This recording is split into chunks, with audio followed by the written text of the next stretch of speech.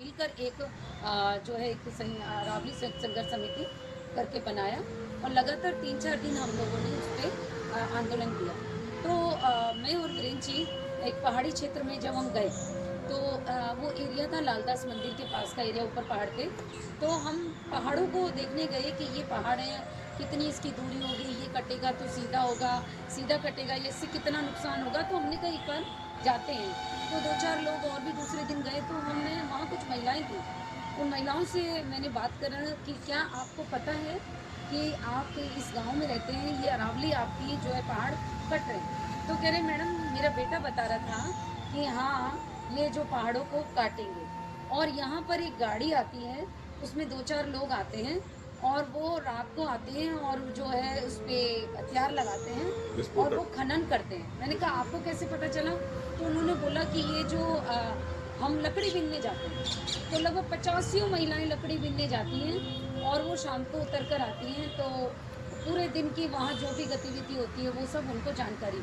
तो हमने पूछा उनसे कि आप क्या सोचती हैं कि पहाड़ कटेगा अच्छा है? तो उन्होंने कहा ये जो पहाड़ है और यहाँ का जो पहाड़ से जो आने वाला जो झरना है उससे हमारी रोजी रोटी जुड़ी है, हमारे घर हैं यहाँ पर, हमारी रोजी रोटी रहे, मतलब सब चीज़ हमारी, तो हमारे लिए तो सब कुछ जंगल ही है।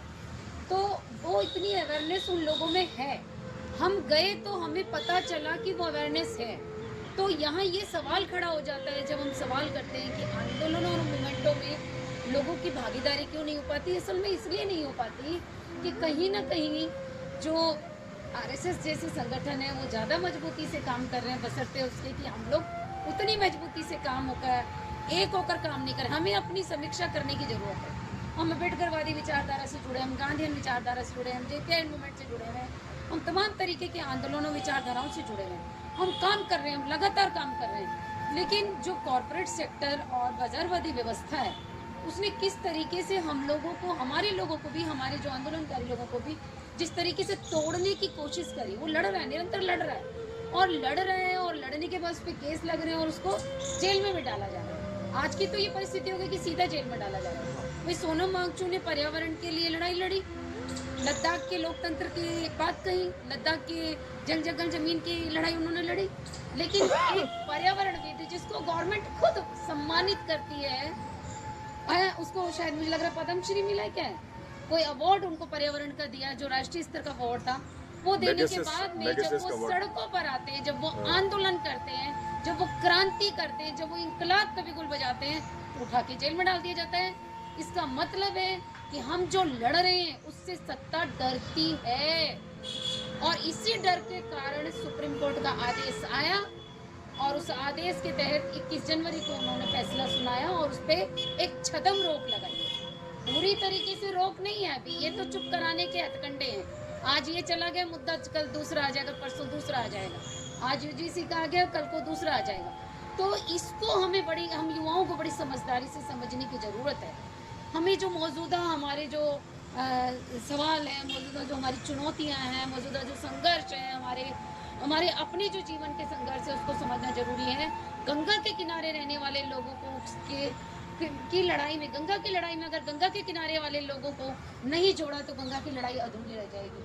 जल जंगल जमीन की अगर हम बात करेंगे तो जल जंगल जमीन पे जो असली उसका हकदार है, उस किसान को, उस महिला को, उस आदिवासी को वहां से लेकर आना पड़ेगा। हम क्या सोच, आदिवासी ही क्या जल जंगल जमीन की लड़ाई लड़ेगा? शहरी नहीं लड़ेगा। तो शहरी तब लड़ेगा जब शहर का भी चौड़ीकरण होना चालू हो जाएगा, जब शहर का भी की भी बिल्डिंगें ध्वस्त होनी चालू हो जाएंगी। तो ये जो मध्यम वर्ग है, इस मध्यम वर्ग को बहुत सोच समझ के समझने की जरूरत है।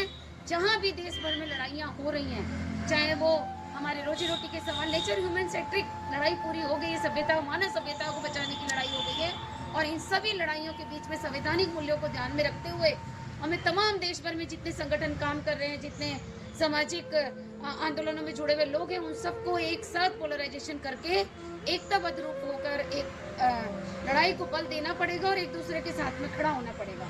आप लोग यहाँ पर अलवर शहर के अंदर इस यात्रा को लेकर आए, क्योंकि ये पूरा एरिया हरियाणा, गुजरात, राजस्थान, ये पूरा एरिया यहाँ से निकल रहा है। जरूरत है इस एरिया में बाहर के लोग आकर काम कर रहे हैं, जरूरत है इस मुद्दे को उठाने की। आप लोगों ने ये मुद्दा उठाया और हम लोग और आप लोगों के साथ खड़े रहेंगे। कल ये यात्रा रामगढ़, आज रात ये रामगढ़ रुकेंगे और हमारे साथी आए हैं और आप कोई साथी शामिल होना चाहे तो रामगढ़ में शामिल हो सकता है।